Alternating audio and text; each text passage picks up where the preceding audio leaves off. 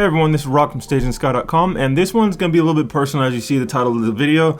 I want to make it clear that I don't do this for every woman that I interact with or every woman, every girlfriend, but this is a very important issue that I felt like I needed to share, because I think it would help a lot of Christians who are like me, who strive to walk with God. And when it comes to dating in this world, they're struggling because very often you're tempted with, like Donovan Sharp says, hey, if you want to date, you got to move Christianity to the backseat. If you want to date, you got to leave Christianity at the door. I don't do that. This is a situation where I had the opportunity to get the girl I wanted if I had just moved my Christianity to backseat. As many of you may know, I have ramped up my efforts to find a wife this year, 2024. I started online dating again, and I've run into a couple of situations. One of them is, I'm spiritual but not religious, and recently a new woman entered my life, and one of the first things she asked me was, is it a deal breaker if we don't go to church? So is it a problem that I'm not really religious? Not for me. Why not? I'm not the one going to hell. And I do think that in today's modern culture, there are plenty of people who claim to be Christians, but when they meet someone who's actually living by Christ's standards, it's all a bit foreign and strange to them. This could be a problem, all right? Again, as I said, in 2024, I ramped up my efforts to find a wife. I started online dating again. I entered the talking phases, not committed relationships. That's pretty heavy. For me to say, you're my girlfriend, or I'm your boyfriend, that's pretty heavy. I haven't had a relationship like that. I've entered the talking phases where I gave someone my number, and we started chit-chatting, and we started calling, and we started talking to each other back and forth. And I started doing this with several ladies who claim to be Christians, but when I reveal basic Bible principles by which I live my life, I'm constantly hit with this thing of, you're the first guy I ever talked to who ever said these things to me, which of course I'm clenching my fist at all the guys that they talk to who claim to be Christian. I'm like, what's up, fellas? All right, so I said that, when they meet someone who's actually living by Christ's standards, it's all a bit foreign and strange to them. The word foreign is appropriate because just like when you go to a foreign country where you don't know the customs or what's appropriate or is seen as taboo, when you meet someone who's really living by Bible standards, you're going to feel a little bit out of place, all right? This is important because while ladies might say on paper that they want this or that in a man, I think they tend to go for what they're more comfortable and familiar with. For instance, if all you know is drama and stress and abuse of a toxic relationship, you might feel strange and inadequate with someone who's stable, responsible, good-natured, and has his life together. She said, I blame men for, dogging out these good women. Absolutely wrong. You blame the woman for choosing that man, and you blame the woman for staying with that man after the red flags was there. Do good women choose bad men? No, they don't. And I'm gonna tell you why. When you're a good woman, you have good characteristics, you have good values, you know your value, and you don't deal with dysfunctional people because you are a functional person. Part of being a good woman is being healed. Facts. So you're not a good woman if you're not healed. And so let me finish it out, right? Good women don't choose bad men because when you're vibrating up here, you're not going to deal with people vibrating down here. And let me give you an analogy, right? If you're a person that's in the gym every day, you're not going to deal with an alcoholic. Why? Because you two have nothing in common. Same thing if you're a great woman, you're not going to deal with a trash man or a man that ain't doing or ain't got going on. You can say, I'm a healer, I want to heal. No, all of that is cap. All of that is excuses. Furthermore, if you're used to getting your way and having people deal with your crappy personalities because everyone wants to have sex with you, you're going to run into a problem with people like me who's not just interested in sex, but we prioritize other things like putting God first, or whether or not you be a good wife or mother to our future children. I get that a lot of ladies don't understand this because there are so many men who don't think like I do, all right? It's understandable to assume and generalize, which is why I'm upfront and honest about a lot of things that some people believe I shouldn't be talking about in the beginning of a relationship. I'm gonna talk about all that. One of those things is sex before marriage. I get that out really early on, all right? I tell ladies from the jump that I'm waiting till marriage to have sex, not because I want to shove my religion down their throats, but because I understand we live in a very sexualized and immoral society. I don't want her to think, man, he hasn't made this is true. I don't want a woman who I'm talking to think, man, he hasn't made any moves to get down my pants. He must not find me attractive. That's not the case at all. I think you're smoking hot. I'm very selective when it comes to that. So if I give you my number,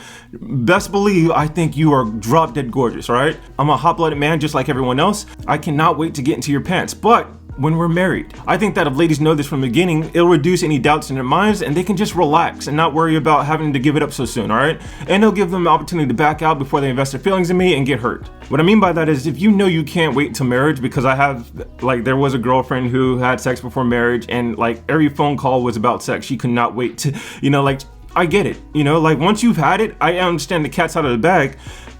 but you're probably gonna have a hard time dealing with someone like me who is waiting. Because if you say I get your number, right? And I start talking to you, we start dating, it's gonna be like 6 months to a year for me to fully vet you before I put a ring on your finger and say I do, all right? A lot of ladies who have had sex where they love sex, that's a problem for them. I get it. There's the door. I've had sex with 35 guys. On that note, as I mentioned in an essay I wrote called Is Sex All That Modern Women Think They Have to Offer? I have the video linked down below. I suspect a huge reason why a lot of ladies and men don't like true God-fearing Christians is because you don't have the same power over them as you would over someone who isn't that religious. As much as I love having a Christian audience or whatever, I don't want the judgmental ones who speak to me out the side of their neck. A spiritually strong person has the power to walk away. When I hear ladies say, oh, they're spiritual but not religious, I immediately suspect, I could be wrong, that what they really mean is, I believe in God, but at the end of the day, I expect men to worship me over God. Meaning, if I want to do this, but God says don't do that, I expect you, as a Christian, to leave your Christianity at the door and do what I say if you want this. You know, I could be wrong. Let's talk about it. When I visit relatives, I'm often asked, why aren't you married? You're a good-looking guy. You know, why? You know, is there no one down in Tampa? Is there no one? Hang on, Rock. See, that's what I think you're so full of yourself. You can't tell me that there aren't any good God-fearing Christians in the church, all right? And you know it. I think it's you who's rejecting them. That makes you the problem, perhaps. The difference between our situations, however, is that I've never rejected a woman because she chose Christ over the world. All right, do you hear what I'm saying? I've never rejected a woman because she was too Christian. I've never said, no, I can't hang with her. She actually does what the Bible says. That's never been the reason why I rejected those women I found in the church. I'm not single because nobody wants me. No. I'm still single because nobody I want wants me. Huge difference. I, on the other hand, have been rejected because I choose to put God first and live by Bible standards. It's not just this year, it's been over the past 7 years, ever since I committed my life to Christ, where I choose God and live by the Bible standards over the ways of the world. I have the scriptures at 1 Corinthians chapter 6 right here on the screen that says, do you not know that these will not inherit the kingdom of heaven? And it's a very succinct list, right? This accounts for at least 70% of the American population, where they're cool or they're acceptable or they're bending the rule or they're flexible with all of this. I'm not, sorry. Now then, allow me to introduce a 34-year-old woman. I call her Gloria for the sake of this video. Again, you know who you are. How you doing, little mama? I started talking to her in the last week of February 2024. Gloria reached out to me on an online dating site, and the first thing she asked was, is it a deal breaker if we don't go to church? She asked me this because on my dating profile, I make it clear that God is number one in my life. I have it in my profile. Gloria does believe in God. She made it clear from the beginning that she's just not that religious, all right? Now, you might stop right there and you ask yourself, well, why are you even entertaining the idea of getting with someone like this, Rock? I thought that you were all about, you know, putting God first and, you know, dating someone who believes in Christ. So why are you even talking to this woman? Well, allow me to explain myself. Heads up, this is gonna sound really offensive to a lot of personalities out there. I'm just being completely honest because I think lying is the reason why our generation is as messed up and frustrated as it is, because people aren't telling the truth. Everyone's trying to be so politically correct about what we are attracted to and what we should be going for. For starters, I've always said that attraction is very important. I'm not Ray Charles out here, all right? You can be the godliest Christian in the world, but if I don't think you're attractive, if I don't find you sexually desirable, then there's no motivation. There's nothing driving me to want to get to know you romantically, all right? We could be friends, we could be buddies, but I can't consider you for marriage. This is important to me because this is just a theory of mine. I believe I need to be content with the person I'm with. For me to marry a woman I wasn't attracted to, it would probably be because someone was bending my ear to marry her, using religion or some shaming tactic. You know, she's a good person. She deserves someone like you. It's like, I get that those are all valid reasons as to why being with me would help the woman. It's sad to say, but it's like, but have you guys even considered what men want? What I want? No? You don't commit to someone because you go, I'm never going to find anyone better. Because then what happens if you do? All right, then, well, Rock, why don't you find your woman in church, all right? You might say that. Well, from personal experience, and again, I mean no offense, is it just personal experience, what I've experienced myself, all right? Everyone's different. Some people are fortunate to have found their wives in the church. It does seem that most of the women who claim to be Christian, if they know they're drop dead gorgeous, these hot women either get married young because they grew up in a community where they've known their Christian husbands ever since they were teenagers, or these hot Christian ladies who know what the Bible says about sex and promiscuity, they willfully reject the Christian upbringing and push it to the back seat so they can take advantage of their beauty as long as it lasts. I was raised in a strict home. Do not have sex, go to church, you know, like, and I was like, okay, so I always had it in the back of my mind, but like they instilled the fear of God in me, so I was always scared. And I got to college, I was at Shelter Little Girl and she was free. Baby, I was running rampant on that campus. So you abandoned them. You know what Christ says on this. You know what you're supposed to do, but you just left it alone. I could have married a lot of the people that I've dated. 53. I would like to think that I'm still young. And during that time, they rejected Christian men who live by Bible standards and opted for the bad boys and more ones who help enable their own bad decisions. And when you deal with quote unquote bad men, you don't know your value and you're not a good woman like you think you are. When you become a good woman, you deal with good men. You're not a good woman if you're still choosing bad boys and bad men. Another reason why you hear so many ladies say, I'm spiritual but not religious, I think they say this because it helps them avoid accountability, shame, and guilt. What do I mean? Well, if you claim to be Christian but you don't live by Bible standards, you do run the risk of being called a hypocrite. I think the majority of people in America who claim to be Christian don't even practice any type of Christianity. The most religious thing that they actually do is say that they're religious. That's it. Sleeping around and shacking up may be legal and acceptable to the world, but to a Christian, it's immoral and bad in God's eyes. Oh, that's not good. I don't want to feel bad about that. Maybe if I just say that I'm not that religious or I'm agnostic, maybe then no one will judge me basically for being my own God and making up my own morality, my own sense of right and wrong based on how I feel. People struggle with loyalty because everybody is their own God and everybody only has loyalty to their own desires. And then the culture perpetuates this. And then usually girls around your age think that your own desires is the only thing that matters, which kind of becomes your religion. And then it becomes your philosophy and it becomes your God. So it's incredibly hard for people to be loyal, especially for women to be loyal when your own desires are your God, because then if anybody fails to meet your desires, it's like a personal crime against you. Listen, the way that it was framed. So you are your own God. How do you feel about that? Absolutely not. Right. But I know my worth. Basically. I know my worth. But how does it feel to be your own God? I'm not my own God. How does it feel to celebrate yourself like you are a God? Basically. Pretty. Because that's basically what it is, right? Anyone who calls themselves spiritual but not religious, or you're agnostic and your sense of right and wrong is based on how you feel and what you think is personally right, that you've made yourself your own God. That being said, just like the prodigal son who squandered his inheritance and ended up having to feed pigs just to get by, those people who left God, they have to live with the consequences of that. Some of these consequences include frustrating relationships, dealing with liars, falling into debt, getting cheated on, getting used and abused, wasting your best years of your life on someone who won't marry you, as well as becoming single mothers or deadbeat dads having to pay child support for the next 18 years, all right? Again, I'm not talking about anyone specifically, but I've seen this. Like, it's not even Gloria that I'm talking about. I want to make that clear. Like, the last girl I was just talking to, I want to put like as a red flag, it seems like there's a pattern of women who, when they get with me, I think that they're, like I said, it's a bit foreign concept because I'm not going to beat you. I'm not a drug dealer. I'm not going to treat you like crap. Like I said, like I told her, the only time I'm putting hands on you is if we're wrestling in the bedroom. All right. That's why a lot of good men cringe when we hear women say, where have all the good men gone? The common response is that they're in the friend zone when you left them. My point in mentioning all this isn't to slight women or to complain about the culture that we know is only going to get worse until Christ returns. It's merely to explain the rare chance of me finding an attractive single woman who's attending church regularly. It does happen. Some men are blessed to find those women, but personally I have not. Another thing Gloria did have in her favor was that she chose me. All right, I know a lot of ladies don't want to hear that part, and feel free to check out my essay here where I explain how false accusations and catcalling has ruined the way a lot of men approach women, but she approached me. Gloria made the first move. When a woman makes the first move and makes it clear that she wants to be with me, I have a tremendous amount of respect for that. It takes me back to a debate that I had a couple years ago with an atheist on my boss's radio show, all right? This is where I call her Lucy, so you have the picture of Lucy here. That's what she describes me of, that atheist that I used to get into these debates with. But she asked me, Rock, do you like intelligent women? She asked me this because I told her back on the radio show I wouldn't mind dating someone who's as young as 23. She's implying that younger women aren't that intelligent, all right? I disagree with that notion. I think intelligence is relative. A bank robber could be intelligent when it comes to planning and scheming, but stupid when it comes to just staying out of jail. The intelligence I admire in a woman is someone who recognizes and desires a good man when she sees him, all right? Gloria did, all of my ex-girlfriends did, all my past girlfriends did, all right? Trust me when I say there are plenty of young ladies who have no shame in admitting that they want the hood dudes, the cheaters and the scammers. What's your type? I like a little dirty, I don't want this one. I need a drug dealer and then a scammer, then fuck the 9 to 5. I want the scammer first, then the drug dealer, then the 9 to 5. I can't do this no more. I'm breaking up with your fucking.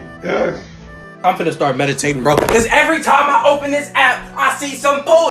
Y'all can't all be rapper, NFL, NBA wise. Half of y'all ain't even cute. Stop acting outlandish. On my mama, y'all acting. To me, those ladies that you just saw, they're not intelligent. They're not. Oh, Rock, do you like intelligent women? I do. Those ladies aren't that. Even the so-called Christians who go for men who claim to be Christian, but they don't take it seriously, I think these ladies are stupid. Can you really be surprised when a man who claims to be Christian but doesn't live by Bible principles cheats on you? All right, because he doesn't even value his loyalty to Christ. Speaking of those who claim to be Christians, what I like about Gloria, for her to not be that religious but still reach out and ask me despite knowing how religious I am, I'm not gonna lie, that's flattering. On another blog, a Sigma Frame website that I usually check out, a guy opined that women only say they're not that religious because they're not attracted to you. Like he said that, basically said, if a woman tells you that she's not that religious, that means she's not attracted. It's so short-sighted and narrow-minded, you know, and I told him, you know, that's not the case with me. It may be the case with him and the women he's experienced, but not with me, all right? And here's why I was willing to take a chance with her despite her not being religious. I think that deep down, just from the personal experience I have with other women who claim to be Christian, I'd rather take a woman like Gloria who humbly admits that she's a novice in her Christianity, all right?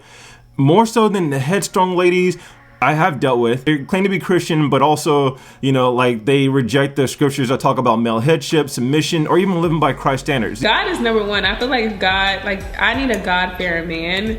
Number one. Dennis, God-fearing. The term God-fearing is an adjective used to describe a person who has a deep and reverent respect, or fear of God or a higher power. It often implies that the individual lives their life in accordance with religious or moral principles, guided by their faith and a sense of duty or obedience to God's commandments or teachings. We all know that she does not keep the commandments and does not live according to the teachings of God. These are the type of women who claim to be Christian, but they also think you should live however you want as long as it makes you happy. I have had sex, and honestly, Jesus still loves me. I can do whatever I sin daily, and Jesus still loves me. They prefer a life in that gray area of ambiguity. And if you point out the scriptures that reveal how God feels about their behavior, they'll call you judgmental and they'll shame you for choosing God over the world. Like, what are you doing, Rock? We know what the scriptures say, but the world is different. It's like, no, you don't understand. The world may be different, but the scriptures are the same, all right? If you want a man who's a leader, I'm leading. You know, you gotta follow. With Gloria, through our texts and phone calls, most of our initial conversations were about religion and faith. I like how she's open to being taught. After a week of talking to Gloria, all right, just 1 week of talking to her, we had a deep phone conversation where she brought up the notion of having children, and she asked me, Rock, how important is it to you that I'm not that religious? Like, if we have kids, would you want them to be religious too? I told her that's a really great question. Honestly, I've heard from other dudes that this is a creepy question and that a woman shouldn't be asking you this from the get-go. I like that, all right? Everyone's different. Remember, intelligent. I think this is a very smart thing for a woman to do. It tells me that she's not messing around, right? She's not trying to waste my time or hers. I told her, listen, I think that's a great conversation. It's good that you had to go because, like, she had to go. Like, she had to leave. And I told her it gives me a chance to type out my response to her. And that's another reason why I like Gloria. You know, she knows I'm an author, a writer. And some ladies, they don't like long-winded text messages. She does, all right? And I love that. I mean, it's refreshing, you have no idea. All right, so now what do I write her? All right, do I tell her what she wants to hear? Do I sugarcoat it? Do I act like it's no big deal and I'm willing to do whatever it takes just to be with her? This is what I wrote to her. This is what I wanted to share with the world. This is the main point of me doing this video and putting it on my website because I want my future wife to know this, all right? It's another thing that's super intelligent. If you know my name, Google me. I want you to find these essays. I want you to see these videos. I want you to know what I think. This is what I wrote to her. Hey, brace yourself, a long read's coming. I use emojis because I want to keep it lighthearted. So to answer your question, while it's not important to me that we go to a physical church every Sunday or regularly, it is very important to me that our children are raised to grow and live by Christ standards. And to that end, if I'm to love you, even though you're not serious about it now, I wouldn't be able to marry you until I was convinced that you're willing to try and that you trusted me to lead and guide a family towards that end. You have to understand, to a Christian, we believe that the only path to salvation is through Christ alone. Throughout the New Testament, God warns us that Christ will return and wipe out all wickedness. All those who rejected Christ will perish with the wicked, no different from those who were wiped away during the great flood of Noah's day. Revelation 3 verse 15 through 16 literally talks about how God will spew out the ones who are lukewarm towards him.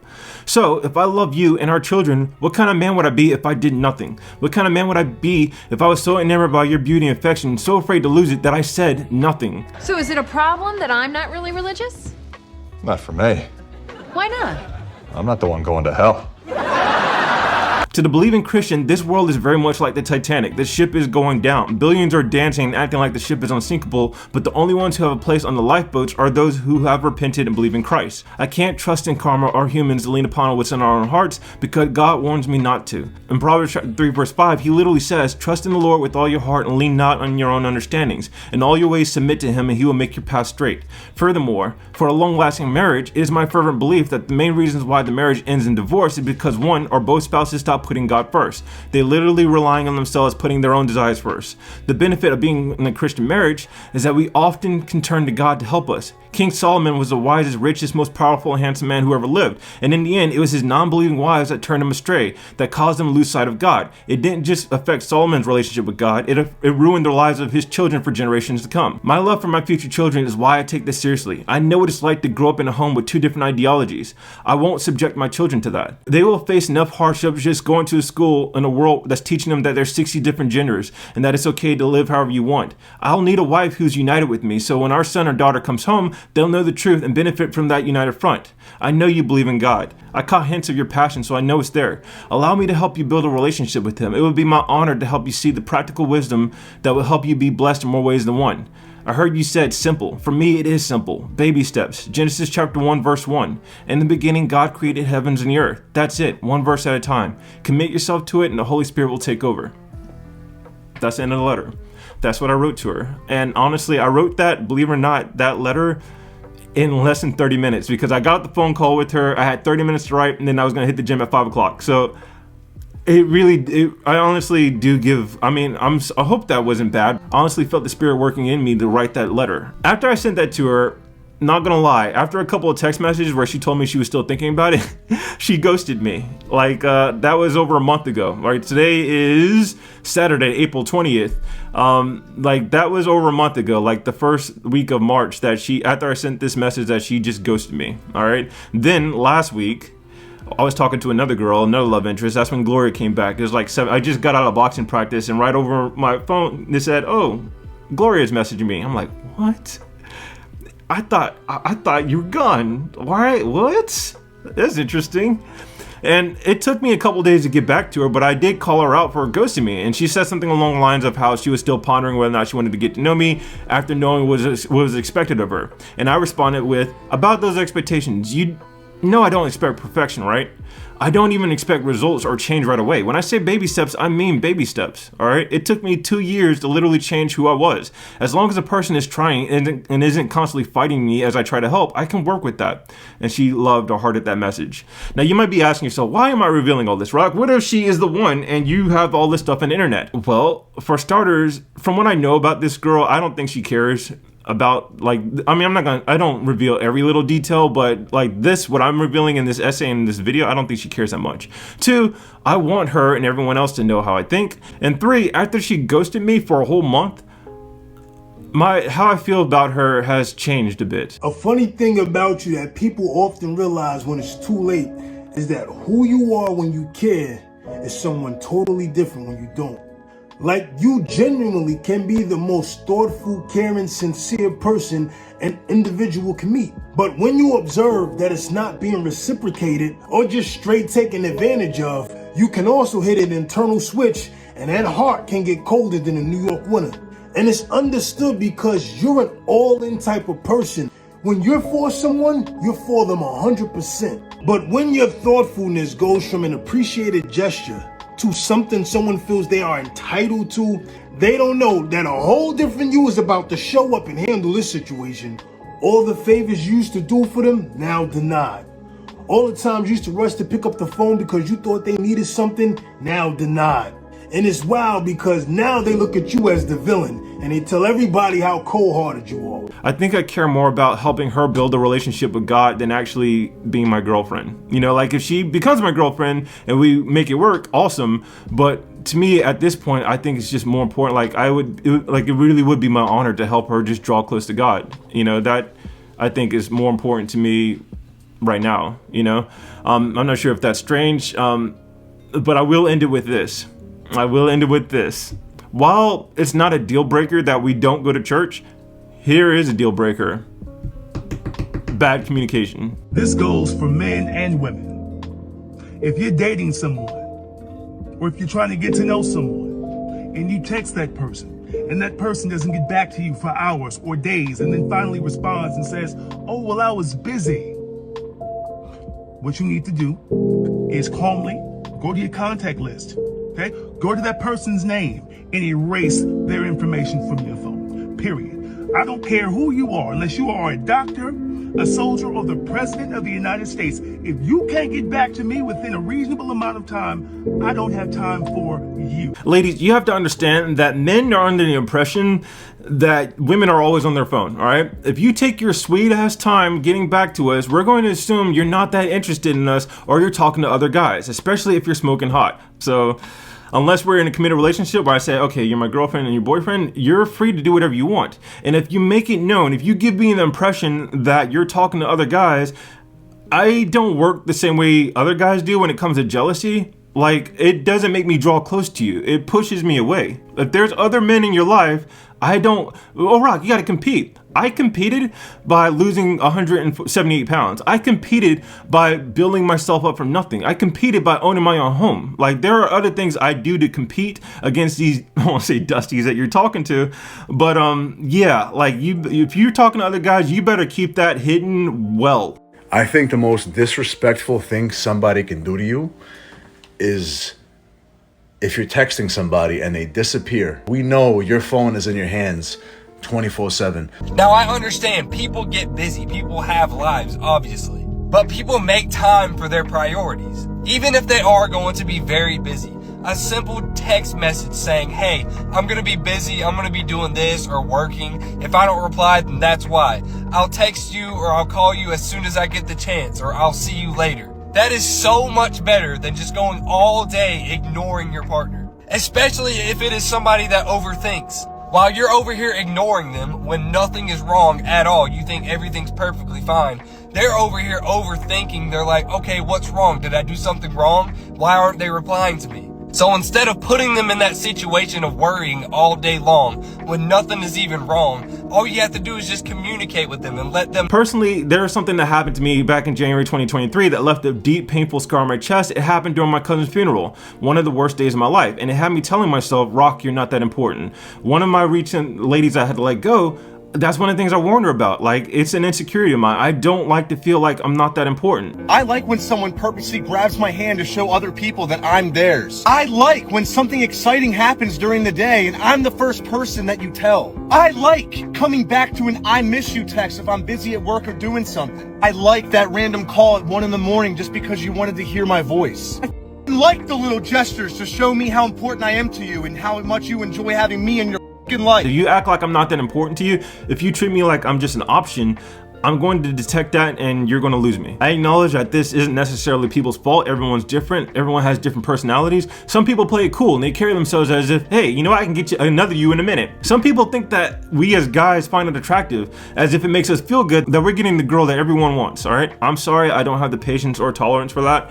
unless we made a commitment to each other, all right? What I'm suggesting is you let it be known that this behavior is something you're uncomfortable with, and you let it be known. And now if she continues to break that boundary after you've communicated it again and again and again, you don't keep repeating yourself. You remove yourself. Instead of repeating yourself and like holding her by the throat and trying to get her to understand and respect you, you simply respect yourself and you leave. And if she sees that you can't respect yourself enough and you can't leave her, you've already lost her. I literally work at a law firm. You got this is what I compare it to. I even told my cousin this because she's terrible at communication too. You know, I literally work at a law firm where there's criminal defense attorneys that get hundreds of text messages a day, important messages, life or death messages where the people are worried about going to jail, right? Like, those are important, high stress messages. And yet if I, just a dude who works on social media videos, if I send them a message, they respond back within an hour. It's not even 3 hours. They will respond back. They will say thank you. They will send me an emoji.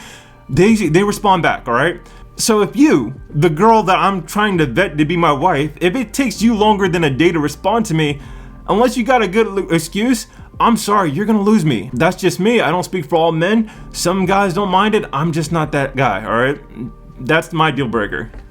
People make time for who they want to make time for. People text and reply to people they want to talk to. When someone tells you they are too busy continuously, believe them. Don't try to convince them otherwise. Don't try to force them to make time for you. If they want to, they will.